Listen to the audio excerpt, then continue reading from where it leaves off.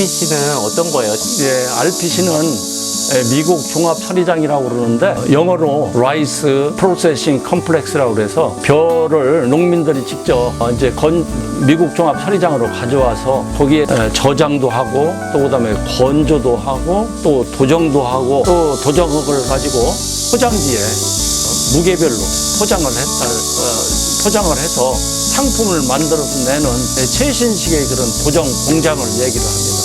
혹시 직접 가보신 적 있으세요? 예, 있습니다. 아, 그래요?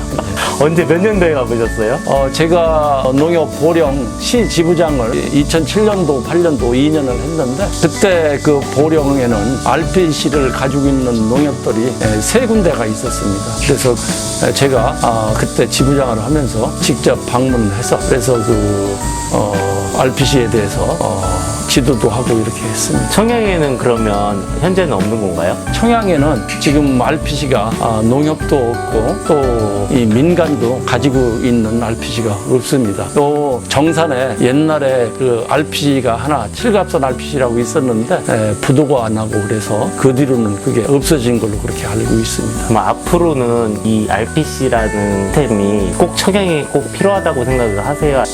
농민의 입장에서 보면은 농협이 RPC를 가지고 있으면은 그만큼 농민의 입장에서 볼 때는 득이 될 수가 있습니다.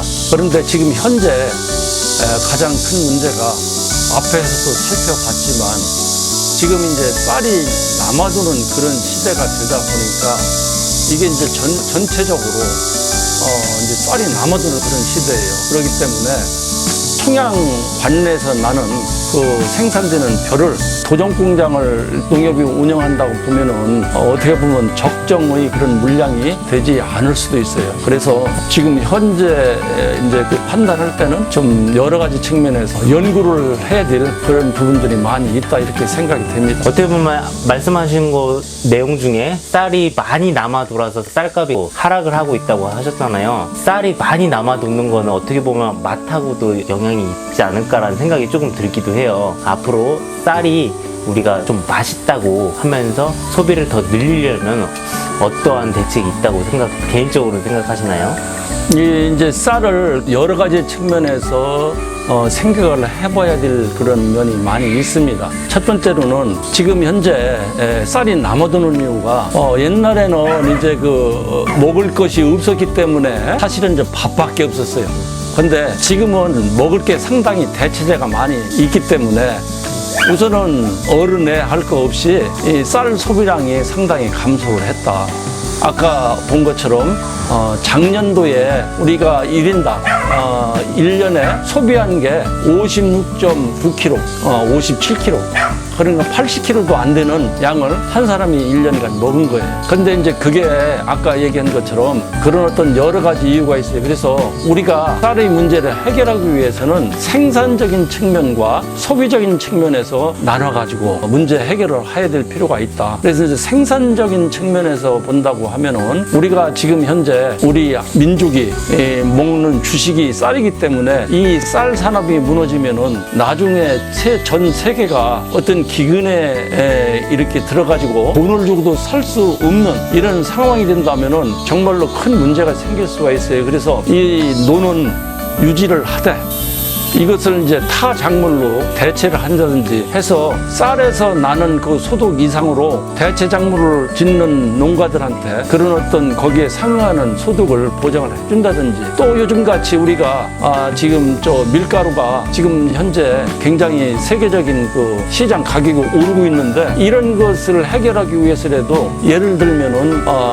밀가루용 그런 어떤 쌀을 이렇게 개발해서 그렇게 해서 심게 만든다든지 이렇게 해서 그것을 정부에서 사준다든지 하는 아마 내가 알기로는 이 정부에서 이미 그런 벼 품종을 개발을 해서 내년부터는 보급을 하는 걸로 이렇게 제가 신문지상에서 본 적이 있어요. 그런데 이제 그런 어떤 것을 한다든지 해서 정부에서 그런 어떤 노력을 해줘야 된다. 또 농민도 거기에 따라가면서 그런 어떤 그 생산액을 조정을 하는 거기에 발을 맞춰서 이렇게 따라가 줘야 되지 않겠나 하는 생각이 들고 또 그다음에 이 소비량을 꾸준하게 가져가기 위해서는 지금 현재 이 어린 학생들한테 또 애들한테 이 맛있는 밥을 먹으면 밥맛이 굉장히 맛있다 하는 어떤 이런 인식을 심어주고, 또 어렸을 때 입맛이 나중에 커서도 계속해서 가기 때문에 그 어린애들이 어른이 돼서 이 쌀밥을 먹도록 해주기 위해서는 정말 맛있는 쌀을 보급을 해서 생산을 해서 그 어린애들한테 학교 급식용으로 다 납품을 한다든지, 이렇게 해서 꾸준하게 맛있는 밥을 먹는, 그렇게 해서 그 맛의 향수를 느끼는 이런 어떤 사람으로 이렇게 만들어내야 나중에 계속해서 우리 쌀 농가들도 생산을 영위해가면서 또 농업을 계속해서 지속할 수가 있을 거 아닌가 하는 생각이 들어요.